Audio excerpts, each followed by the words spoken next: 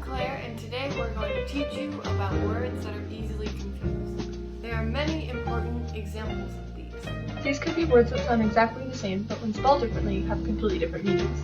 These are called homonyms or homophones. When speaking, you kind of have to figure it out by context. Other words have roughly the same definition, but their use differs in context. Finally, there are some words that sound just the same, but again, differ in context. Remember that no matter if you're speaking or writing, the slightest difference in pronunciation or spelling can lead to communication errors. You don't want to say the wrong thing or sound illiterate, do you? Today we'll go over the most commonly confused words in speech and writing. We'll start with the one that usually breaks out the grammar nerd in people. Your, spelled Y-O-U'-R-E, is a contraction of the phrase you are, as in you're crazy. Y-O-U-R is a pronoun describing something about you. Now let's use these phrases in real life. Claire decides to text me a your mama joke. When she asks me, she says, "Hey, do you want to hear a your mama joke?" accidentally spelling your mama Y-O-U'-R-E. When I correct her, saying Y-O-U-R, she seems a little confused. There's no need to be confused. What she essentially said was, "Do you want to hear a you or mama joke?" It doesn't make sense. If she said Y-O-U-R with no apostrophe or extra E, she would be correct.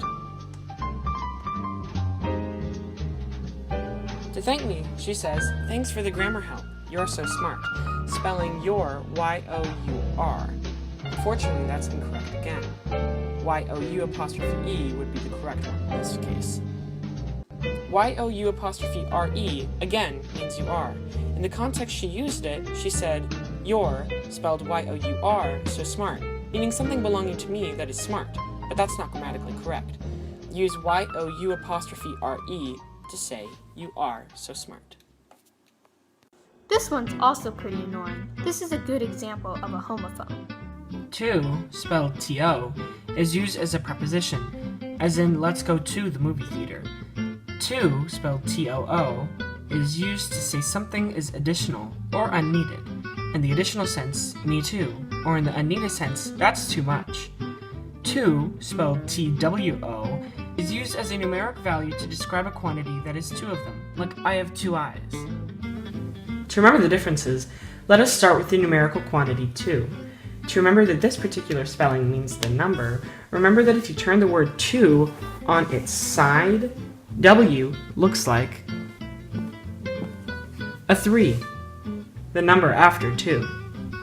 To remember the difference between the preposition to and the adjective to, remember that the adjective, spelled T-O-O, looks like it has an excessive amount of O's in it. You might say, too many O's in the adjective to. This one is a contraction and is commonly confused. It's, without the apostrophe, means belonging to or associated with something previously mentioned or easily identified. It's, with the apostrophe, is the contraction of the phrase, it is. For example, let's say you drop a sock on the floor and your teacher finds it. When she picks it up and asks, "Whose is this?" do you say, "It's mine," with the apostrophe or without the apostrophe? Choose wisely. It would be with the apostrophe. If you were to expand it, you would be saying, "It is mine." A good example of when you would use its without the apostrophe is when you'd be talking about a good book. You would say, "Its plot was great." Then and than sound very similar. They only have one letter difference, but they're used in very different contexts. Than, with an A, introduces the second element in the comparison. Then, with an E, is used to relate to an event that happened after the current one you're speaking about. You can use than with an A if you were saying, "I like the restaurant better than the movie." But you would use then with an E by saying, "We ate at the restaurant and then went to the movies." You can remember this by thinking that the word comparison has an A in it, whereas the word time has an E in it. Then and time, than and comparison. I think you get the point, but let's just go over a couple more that are important. Know, with a K, spelled K-N-O-W, means to be aware through information, inquiry, or observation. Now, spelled N-O-W, means at the current moment. No, spelled N-O, means not any, or a negation of the statement. Principle ending in LE means the investment of something or a fundamental truth or proposition that serves as the foundation system of a belief or behavior or a chain of reasoning. Principle ending with an AL refers to the person with the highest authority in an organization. Ergo, OSHA principles follow the principle that arts and academics provide for a thriving environment. Now, I know that memorizing these is hard and people are prone to making mistakes.